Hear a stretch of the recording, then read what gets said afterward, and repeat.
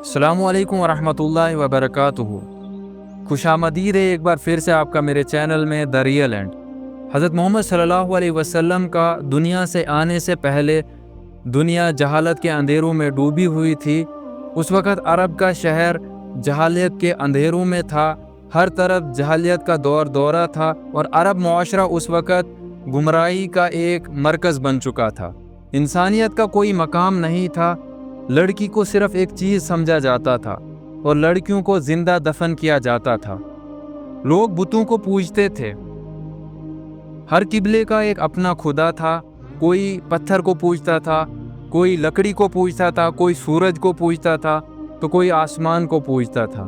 نہ کسی دل میں رحمت تھی نہ قدرت، زمین پورا ظلم سے بھر چکی تھی۔ لیکن اللہ رب العزت نے دنیا کے لیے ایک نور مقرر کر لیا تھا۔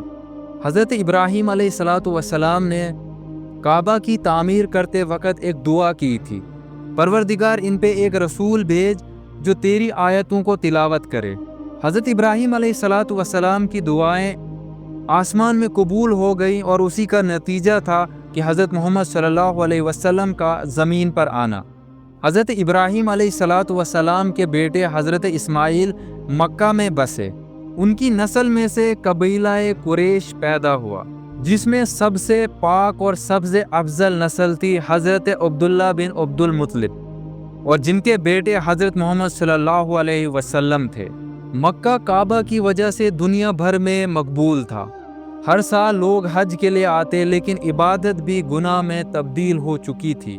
لوگ کعبہ کا طواف ننگی حالت میں کرتے اور بتوں کے آگے جانوروں کی قربانی دیتے۔ زمین کا ہر حصہ شرک سے بھر چکا تھا، لیکن اللہ تعالیٰ نے اسی زمین پہ نور کا ایک ایسا پیغمبر بھیجنے والا تھا۔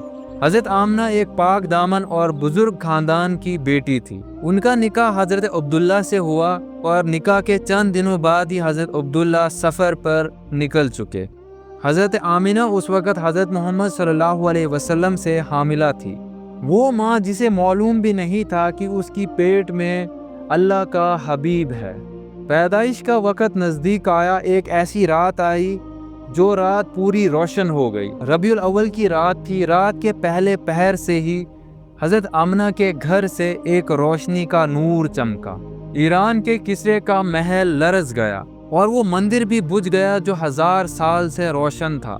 تبھی درختوں نے سجدہ کیا، آسمان چمک اٹھا اور جنت کے دروازے کھل گئے۔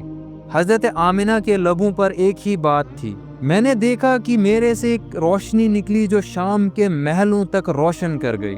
پھر دنیا میں پہلی بار بچپن میں بھی نورانی چہرہ، یہ تھے حضرت محمد مصطفیٰ صلی اللہ علیہ وسلم۔ پیدائش کے وقت بھی عجیب و غریب واقعات۔ حضرت آمنہ نے دیکھا کہ روشنی دور تک پھیل گئی اور کسرا ایران کا تاج گر گیا۔ کعبہ اور دوسرے بت خانوں کے بت خود بخود گر گئے۔ مجسس قوم کی 1000 سال سے جلتی ہوئی آگ خود بخود بجھ گئی۔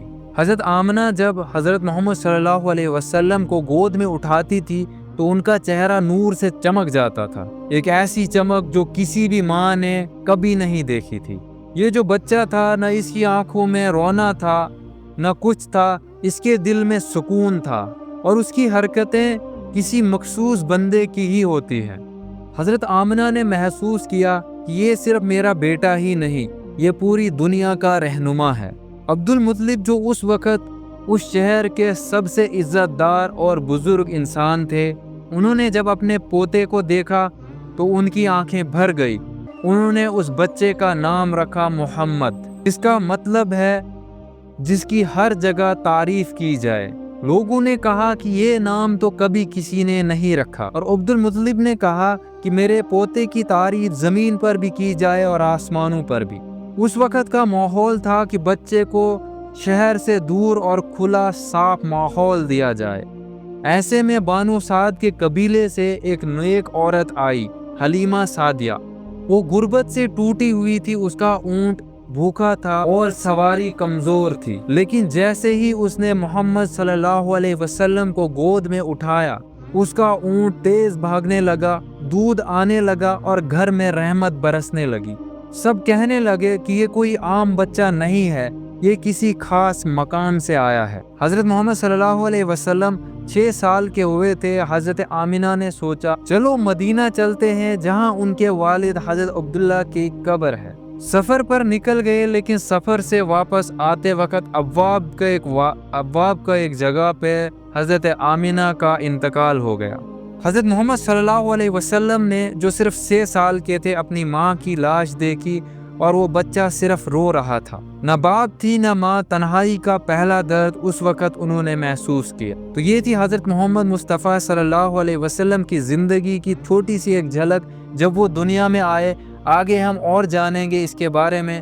ہمارے ویڈیوز پہ بنے رہیں۔ ملتے ہیں کسی دوسری ویڈیو میں، تب تک کے لیے اللہ حافظ۔